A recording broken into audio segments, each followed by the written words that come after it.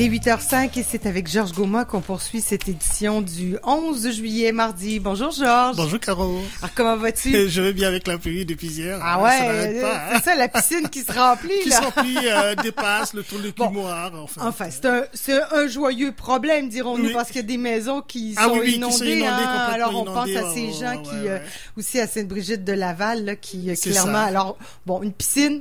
Non, ça se fait, ça se rattrape. Ça gère. Ça se gère.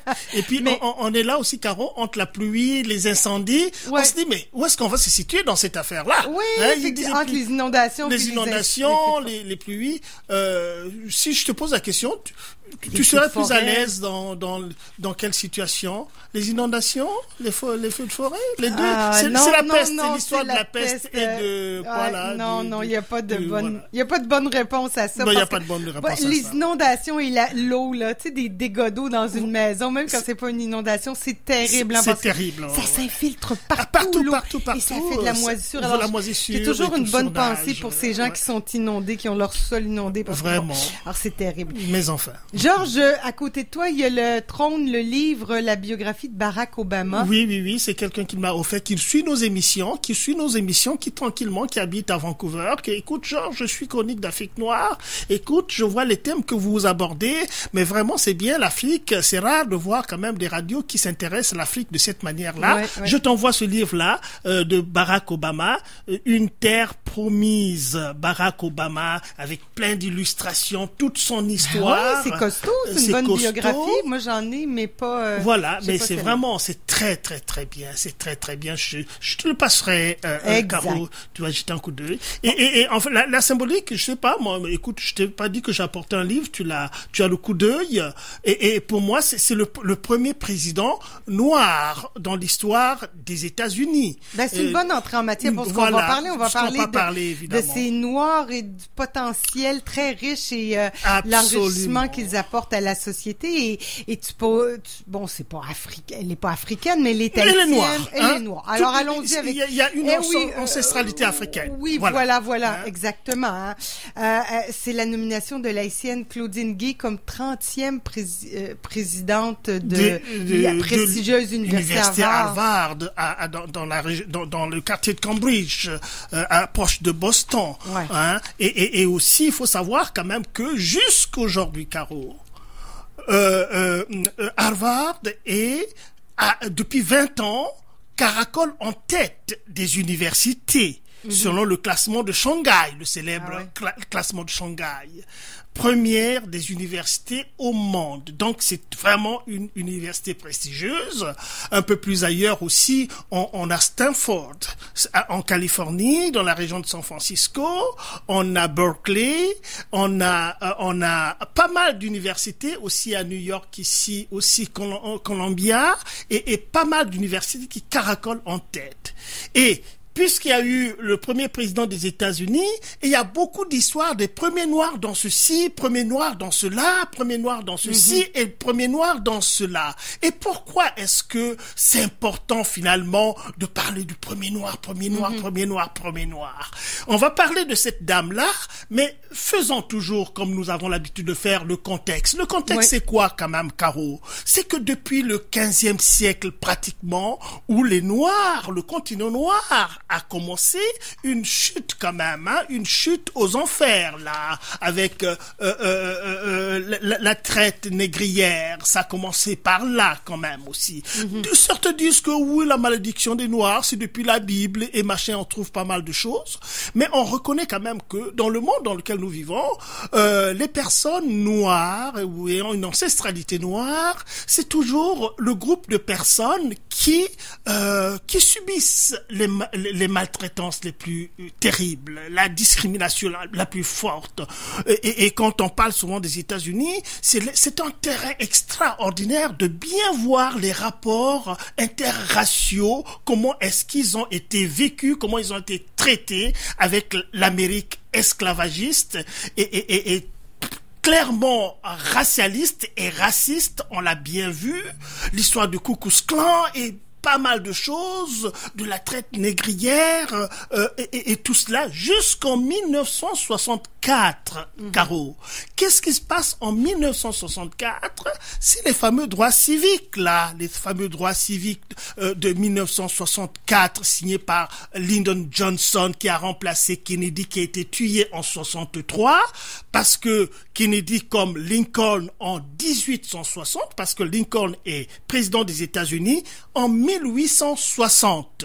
Pourquoi est-ce que Lincoln, élu en 1860, en 1861, il y a la guerre civile aux États-Unis. Pourquoi? Il y a toujours un rapport, toujours avec le monde noir. C'est tout simplement parce que Lincoln était le premier à avoir dit à cette époque qu'il est temps maintenant qu'on aille un peu plus vers l'égalité entre les noirs et les blancs. Ouais. Voilà, il a porté ce discours. C'est pourquoi Lincoln est un grand personnage dans l'histoire des États-Unis et l'histoire du monde en tant que tel, avec tout ce qu'il a dit là.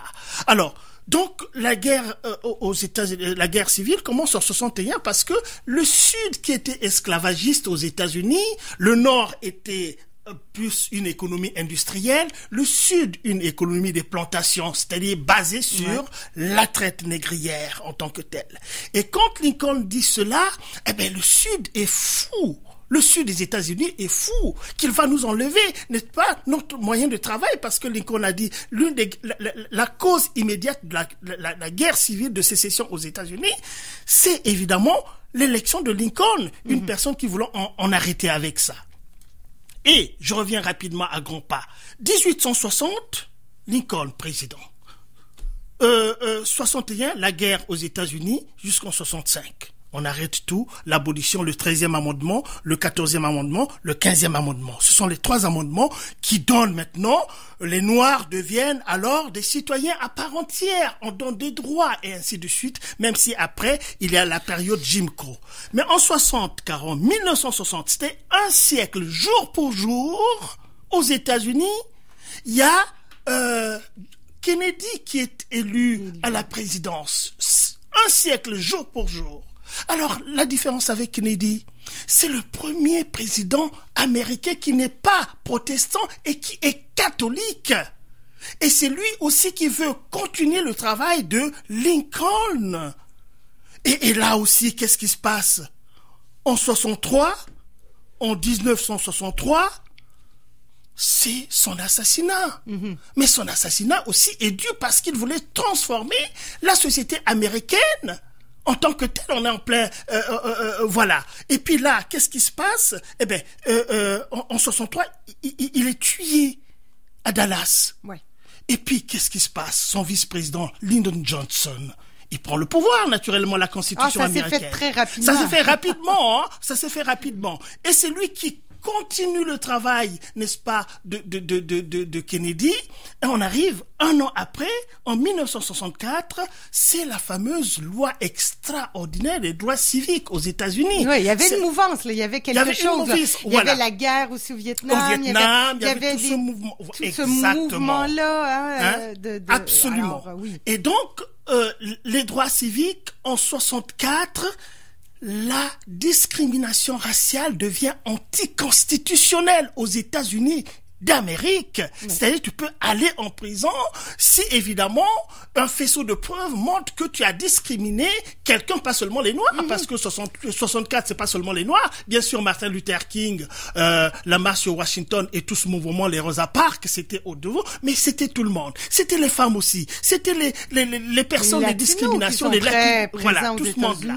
Donc, voilà, ce contexte-là est très important pour revenir maintenant, n'est-ce pas, à notre affaire avec la première dame qui est nommée 30e présidente de l'université Harvard. Oui, parce que depuis 64, oui, évidemment, il y a eu des grands mouvements, mais il y a eu des bas, il y a eu des hauts et des bas avec Trump, hein, même avec Trump, il y a eu des reculs. Alors, mais c'est des luttes constantes. Et on le voit aux États-Unis avec même les femmes, l'avortement. Absolument. Ah oui, il n'y a rien de gagné d'avance. Il n'y a rien de gagné d'avance. Mais c'est un gros, justement, Claudine Gay, comme tu le disais, la 30e présidente. Ça, c'est Une belle avancée. Une belle avancée. Et il y avait combien? Femmes aussi. Et il y avait combien, Caro? Combien de candidatures? Ah ben, j'en ai aucune idée. Eh ben, je vais te le dire. Il y en avait 600 candidatures. Ah ouais. 600 candidatures. Les tractations après des tractations. Des tractations après des tractations. Et puis, ma foi, ben, elle était quand même aussi doyenne, hein. Elle était doyenne, dans cette université-là, en charge, des sciences sociales. Et puis aussi, elle a fait quand même pas mal de recherches en politique raciale et ethnique aux États-Unis. J'ai noté ça. La politique des Noirs dans l'ère post-droit civique, ce qu'on vient de dire, ben là. Oui, et puis, le comportement politique américain et la citoyenneté démocratique. Voilà, ça c'est des travaux, c'est champs de prédilection. Donc elle était déjà bien intégrée au sein de l'université, elle était doyenne d'une faculté, et puis quand on vous dit il y a 600 candidats sur un poste et qu'elle soit, n'est-ce pas, retenue, il faut dire quand même que... vas-y, Caro. Ben non, j'allais te demander un peu, c'est quand même pas banal. C'est quand même pas banal. D'où elle vient, Claudine Gay, elle est haïtienne, on l'a mentionné. On l'a mentionné, mais des parents immigrants haïtiens, donc certainement qu'elle est née aux États-Unis, hein, et elle est née aux États-Unis, mais des parents, j'ai vu dans son site sur Internet là, les photos de sa famille, très très jeune aussi, qui ont fait des études supérieures aussi, hein, qui sont engagés parce que ce qu'il y a là, c'est que les personnes qui viennent en immigration généralement, qui saisissent assez tôt les enjeux, hein, non seulement on sait très bien qu'on est discriminé, mais il faut se battre, il faut pas se laisser abattre parce que on est discriminé, il faut aller de l'avant, saisir les moindres opportunités. Et c'est ce que ses parents ont fait, ont saisi ces opportunités pour donner à leurs enfants, j'ai vu qu'ils étaient 2 enfants, peut-être on a plus, mais la photo que j'ai vue, voilà, donner des opportunités qu'elle a saisies également. J'ai essayé de voir aussi, n'est-ce pas, ses discours, ses déclarations. C'est une personne qui, par rapport au choix de ces thématiques de recherche,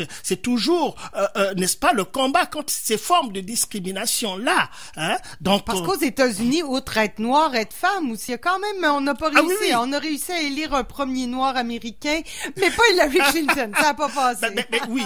Mais là, bon, là, tu me diras. Là. Ah non, mais là, tu le dis, c'est très important qu'on revienne parce que ça embrasse, évidemment. Parce que le problème aux États-Unis, une fois de plus, hein, les facteurs discriminants, c'est pas seulement sur les noirs. Tu as bien cité les femmes, les personnes qui ont une certaine orientation sexuelle. On voit très bien le combat que chacun est en train de mener, hein, en dehors de la norme qui est un jeune homme blond et fort. Voilà la norme à peu près qu'on voit. Mais quand tu parles un peu Hillary Clinton, je crois que quand même dans les années 2008, là évidemment, là mais je pense, hein, là j'étais aux États-Unis, figure-toi, et je pense que j'ai observé, j'en ai partagé la réflexion avec pas mal de collègues là-bas, c'est que l'Amérique était vraiment décidé à changer, parce qu'on se dégageait un peu du modèle traditionnel du président américain ou bien du candidat à la présidence des États-Unis, qui est souvent un beau monsieur dans la quarantaine,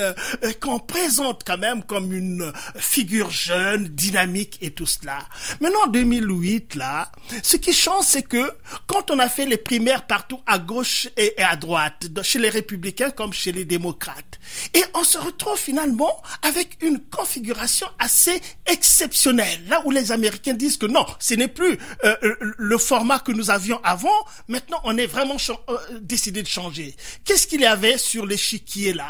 Il y avait 3 personnages. Il y avait une femme qui était Hillary Clinton, il y avait un vieux qui était John McCain, qui avait un certain âge, et puis il y avait Obama qui était un noir. Voilà les 3 qui étaient restés en pole position par rapport à l'élection là. Et puis ça s'est passé, et c'est le noir qui finalement l'Américain a dit que moi cette fois-ci c'est le tour d'un noir. Ouais. Bon, maintenant c'est pas terminé. Moi personnellement ce que je pensais c'est que les élections d'après, Obama a pris un 2e mandat, il est resté 8 ans. Il y a d'autres enjeux, il peut plus se représenter. Et l'enjeu qui venait après, c'était quand même Hillary Clinton qui a levé le vent en poupe. On s'est dit, oh, voilà l'Amérique qui va finalement solder le problème noir et solder le problème des femmes. Mais non, il s'est passé recul un peu et on repart un peu vers les autres. Donc, mais c'est bien quand même de souligner. Là, je reviens encore à cette nomination. C'est pas banal, présidente de l'université d'Harvard. C'est une première, j'imagine. Est-ce que c'est une première femme noire, j'imagine? Oui. Donc, enfin, on va pas dire des choses que nous ne connaissons pas, Caro. Hein? Parlons tout simplement pour Stanford. Non, pas Stanford, mais pour Harvard. Hein? Mais ce qu'on nous dit, c'est la première. C'est la toute première. Hein? Une grande université prestigieuse comme celle-là. Je l'ai visité, soit dit en passant. Je l'ai visité, c'est formidable, cette université-là. Ah ouais, un jour, j'irai la visiter. J'ai pas eu l'occasion d'y étudier parce que ça coûte cher. C'est un site, oh non, je suis allé en voiture, moi, d'ici à là-bas. Ah non, mais je veux dire étudier là-bas. Ah, étudier c'est autre chose. Non, moi, je ne fais que visiter, hein. Ah oui, c'est ça. Mais ça coûte cher. Oui, mais généralement, quand il y a des bourses, hein. Il y a des systèmes de bourses, généralement, qu'on cherche. Et puis, quand même aussi. Donc, voilà, c'est la toute première. Et je pense quand même aussi que on peut introduire aussi l'analyse en termes de affirmative action, ce qu'ils appellent aux États-Unis affirmative action. C'est-à-dire, comment on dirait ça? Il y a une expression positive. Mais non, quand on donne l'avantage, il y a une expression en français que nous utilisons, affirmative action. Bon, je ne l'ai pas, Georges. Oui, mais ça va nous revenir. Mais en tout cas, c'est aussi une politique. C'est un peu la discrimination, un peu à l'envers. Ouais. C'est-à-dire, et il y a beaucoup de gens qui sont d'accord par rapport à ça, c'est-à-dire de dire, par exemple, que non, mais écoutez, dans telle administration, il faut 5% de noirs. Il faut talent égal, on engage... Oui. Mais même pas à talent égal, mais on voit pas trop ça, mais on impose des quotas. Ah, Jean-François Artaud vient de nous écrire discrimination positive. Ah, mais voilà, la discrimination. Jean-François, merci. Je te salue en passant, Jean-François. Alors, discrimination positive, exactement, affirmative action. Alors, quand on voit ça, normalement, on dirait que la discrimination positive n'a pas son droit d'être, n'a pas le droit d'être, hein, parce que évidemment, il faut que chacun, ça discute beaucoup, hein, mais moi je suis mitigé là-dessus. Moi, je préfère qu'évidemment que chacun, en fonction de ce qu'il a appris, ce qu'il a dans sa tête, de sa culture, puisse candidater à un poste et que tout le monde soit soumis aux mêmes critères. Ce serait formidable. Qu'on prenne quelqu'un en fonction de son expertise, en fonction de ses compétences. Mais malheureusement, on a constaté que le lourd passif que nous avons par rapport aux rapports interraciaux fait que généralement, écoute, mais là, est-ce qu'on peut se dire que, là, je reviens encore à Claudine Gay, cette femme, est-ce que c'est de la discrimination positive? Parce qu'on sait Harvard est une université un peu plus progressiste. Est-ce que c'est dans le cadre d'un programme de discrimination positive qu'elle a été nommée ou c'est parce qu'elle avait un CV impressionnant? Écoute, on peut considérer les deux possibilités.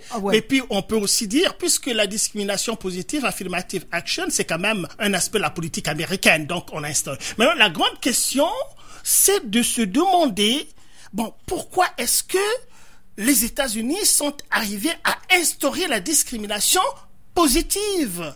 C'est tout simplement parce que dans le vécu de ces rapports interraciaux-là, il y a des recherches qui montrent suffisamment que la discrimination existe bel et bien. Ici, au Québec, on parle de la discrimination, comment on l'appelle, systémique, hein?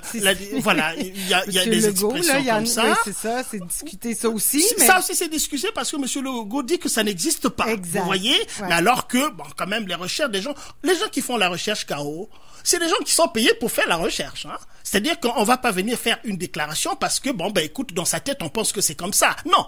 Les scientifiques vont sur le terrain, font des recherches approfondies pendant des années et ont des résultats qu'ils analysent, parfois avec l'aide des machines, avec tout ça. Oui, mais alors c'est des scientifiques, tu l'as dit, des sociologues, mais ça reste des experts. Absolument. Donc, je pense quand même que on a imposé la discrimination positive. Pourquoi? Parce que il y a toujours cette pente assez négative de l'esprit humain qui fait que, écoutez, moi je suis noir, tu le vois bien que je suis noir. Moi voilà.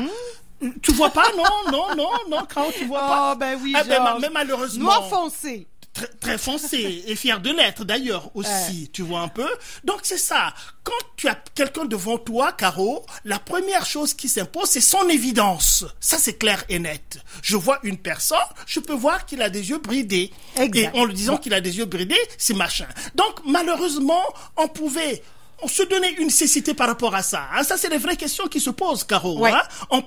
En principe, on se donne une cécité par rapport à ça. Mais malheureusement, l'expérience a montré que dans l'expérience réelle, il y a toujours des petits comportements. Pas toujours, heureusement d'ailleurs. Donc, je pense que le fait qu'on instaure cette discrimination positive, c'est la reconnaissance quand même que... On peut se dire que ça pourrait être ça pour un temps, mais ça ne pourra pas être... Il faudrait passer à autre chose éventuellement. Ben oui, mais il faut passer à autre chose. Il faut que les gens le vivent et puis changent aussi, et qu'il y ait des lois qui poussent les gens à juger les gens en fonction du caractère propre de chacun d'individu, mais pas parce qu'ils appartiennent à tel ou tel autre groupe communautaire ou machin. Georges, je vois que le temps file, ah oui? Puis je veux... on vient de commencer, mais ça file quand même. Et je veux qu'on parle de ta conférence de demain. Tu donnes une conférence de presse, il reste quelques petites minutes. Ah, d'accord. Mais écoute, donc demain, donc mercredi le 12, à l'université Laval, au pavillon Maurice Polac, à la salle 21-13, se déroulera une conférence de presse suivie par une conférence débat, c'est-à-dire en levée de rideau. Il y aura la presse, on a envoyé le communiqué de presse. Alors, cette conférence fait écho d'une conférence qui s'est passée à Brazzaville, au Congo-Brazzaville. Parce que, nous l'avons dit ici, quand on regarde le fonctionnement de ce pays-là, c'est une dictature féroce. La dictature féroce qui fait que finalement, les gens ont peur. On a insufflé la peur aux populations et que le gouvernement, finalement, a quartier libre de faire tout ce qu'il veut. Alors, pourquoi est-ce que les gens à Brazzaville qui ont pris le courage, monsieur Mirassa, monsieur Anyangoy et monsieur Enda qui ont pris le courage de faire cette conférence de presse à Brazzaville avec des journalistes, c'est pourquoi? Parce que il y a toute une culture de siphonnage, de détournement des fonds publics, des deniers publics perpétrés par des personnes incrustées dans les allées du pouvoir au Congo-Brazzaville. Et la presse nationale et africaine et internationale a fait écho, n'est-ce pas, de ce siphonnage d'argent avec des sommes alors incommensurables. Des gens détournent des milliards. Est-ce que tu peux t'imaginer une fois qu'ici au Québec, une personne qui est investie de la puissance publique, qui a la responsabilité puisse voler des caisses de l'État, des milliards, et qu'on voit bien les circuits dans la finance internationale. Et ça a des répercussions ici, là, avec les biens mal acquis. Bien sûr, absolument, parce que monsieur Hugo Janka, qui est un grand journaliste, qui a travaillé, n'est-ce pas, au Journal de Montréal, et qui en ce moment travaille à la presse, qui a fait une enquête approfondie en 2017. Et qui a publié un article extraordinaire, n'est-ce pas, sur les investissements frauduleux de certains responsables politiques africains ici au Québec en plus. Vous voyez? Ouais. Alors, nous, quand on a vu ces publications-là, on s'est dit, mais c'est pas possible. Comment se fait-il qu'un pays comme le Congo-Brazzaville, les gens sont la pauvreté la plus indescriptible. Et le troisième pays producteur de pétrole, parce que le Congo n'est pas un pays pauvre, c'est ça le paradoxe, mais comment c'est possible? Et nous avons ici créé, n'est-ce pas, ce qu'on appelle la coalition contre les biens mal acquis au Canada. Et cette coalition-là, nous avons travaillé quand même avec la GRC aussi, nous sommes allés à Ottawa souvent pour travailler avec eux, pour qu'on essaie de récupérer l'argent frauduleux, parce qu'on vole cet argent-là aux populations qui sont souverains. Et aujourd'hui aussi, il y a une grosse thématique qui existe là, que comment rétrocéder, n'est-ce pas, l'argent qu'on peut récupérer de ces siphonneurs des fonds publics. Alors, comment les rétrocéder. Demain, on saura tout ça? Donc, on saura tout ça demain et je vais encore affirmer l'heure. Donc, demain, à l'université Laval, ça sera en comodalité. C'est-à-dire, les gens pourront suivre du Congo, de Paris, même les gens du gouvernement de M. Denis Sassou Nguesso, je les demande de suivre déjà. À cela. Oh, mais c'est vrai, t'es déjà sur la liste noire. Voilà, c'est pas grave ça. Et donc, c'est à 13h, heure de Québec, de Montréal, de New York et de Washington.